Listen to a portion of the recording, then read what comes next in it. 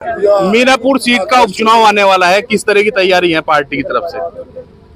मीरापुर पर समाजवादी पार्टी के संगठन द्वारा पूरी तैयारी चल रही है और हमने वहाँ सेक्टर और जोन की जो कमियां रही लोकसभा चुनाव में उसे दुरुस्त करने के लिए हम लगातार प्रयास कर रहे हैं और निश्चित तौर पर समाजवादी पार्टी अब पूरे देश के अंदर आदरणीय अखिलेश यादव जी के नेतृत्व में तीसरे नंबर की पार्टी बनकर उभरी है।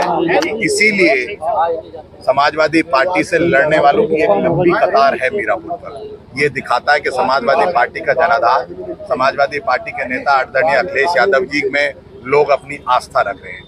समाजवादी पार्टी वहाँ मजबूत चुनाव लड़ेगी और जीतेगी।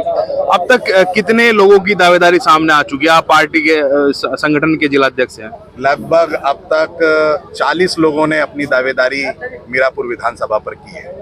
40 में से एक आप भी हैं क्या? मैं तो संगठन का जिलाध्यक्ष हूँ और जैसा निर्देश आदरणीय राष्ट्रीय अध्यक्ष जी देंगे उसी के अनुसार नहीं, मतलब मेरा पूछने का मतलब ये है कि 40 लोगों की दावेदारी है। नागरिक है भारत के। नहीं, नागरिक तो है, मैं उन 40 लोगों में पूछ रहा हूँ एमपी साहब। 40 लोगों में क्या उन 40 लोगों में भी आप हैं? जिलाध्यक्ष सार्वजनिक टिकट नहीं मांगता है। उन 40 में नहीं है। अच्छा, क्या कमियां मानते हैं, क्या कमियां रही होगी लोकसभा चुनाव में? बिजनौर लोकसभा सीट के अंतर्गत मीरापुर से अपेक्षित परिणाम नहीं मिला।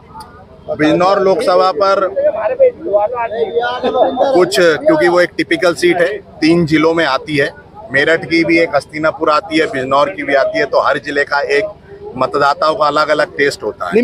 लेकिन कहीं ना कहीं मैं ये मानता हूँ कि वहाँ पर जो 2-3 मुख्य कारण रहे, एक तो प्रत्याशी जी का देर से टिकट होना सबसे मुख्य कारण था। उन्हें समय नहीं मिल पाया, वो इतनी पहुँच नहीं बना पाए क्योंकि 3 जिलों की सीट थी।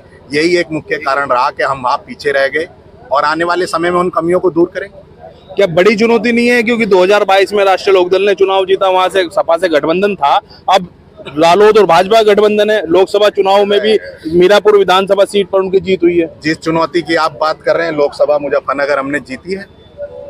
उसी चुनौती के आधार पर, उसी कार्यशैली के और उन्हीं मतदाताओं और उन्हीं लोगों के सहारे मीरापुर भी जीतेंगे।